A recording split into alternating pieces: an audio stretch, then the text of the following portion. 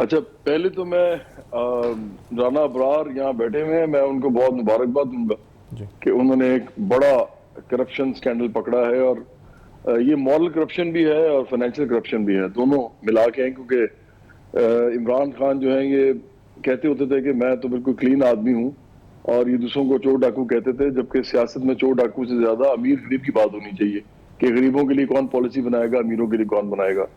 लेकिन चूंकि ये इस तरह की चीजें करते थे, तो अब अगर इनके ऊपर आया है ये, तो ये बहुत अच्छा हुआ है कि कम से कम इस मुल्क में अब शायद सियासत का रुख जो है वो बदल जाए और अब वो असल पॉलिसीज के ऊपर सियासत शुरू हो। तो राना अबरार साहब जो है, इनको मैं मुबारकबाद देता हूँ। जी। दूसरी बात ये कि ये जो मामला हुआ है, इसके अंदर जो जो घड़ी बेची गई है, असल में उस घड़ी के अंदर एक बड़ी इंपॉर्टेंट बात ये थी कि एक ऐसे मुल्क से आई थी जहां ये ज्यादा इस्लाम की चूंकि बात करते हैं, मजहब की बात करते हैं, खाना गवा भी बना हुआ था। तो एक अखलाकी इनकी जिम्मेदारी ये थी कि कम से कम इसको इस तरह ना बेचते। और अगर बेचा था तो फिर दूसरी दफा फाइनेंशियल हो जाती है करप्शन के, आपने उसकी कीमत कम लगवाई और असल कीमत से बहुत कम लगवा के आपने उससे भी 50%, 20% बल्कि मैंने सुना है बेच दी। जी। और बाद में 50% कह दिया कि जी हमने बाद में उसको 50% कर दिया था।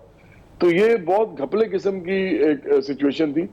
मुझे लगता है कि राणा बरार के बाद शाहजेब खान ज्यादा ने आज जो किया है ना, जी। कल किया एक्चुअली, वो अब पत्थर पे लकीर हो गया है कि ये मामला अब छोटा नहीं है, ये बड़ा है। और ये दोनों चीजें गलत हुई। आप कह रहे हैं कि ये चीज गलत है, वो मेरे ख्याल में दोनों चीजें गलत है। जिस आदमी को बेची है उसको भी फ्रॉड कह रहे हैं, या उस तक पहुंची है जिसको उसको फ्रॉड कह रहे हैं, तो इसका मतलब है कि फ्रॉड ही मिले हुए हैं ना सारे। जो जो बेच रहे हैं, जो खरीद रहे हैं, वो सब फ्रॉड ही है। और इमरान खान के बारे में मैं सख्त बात नहीं करना चाहता होता वैसे, लेकिन इस मुल्क में मुसीबत ये है कि जब तक आप सख्त बात नहीं करते वो लोग आपकी बात भी नहीं सुनते।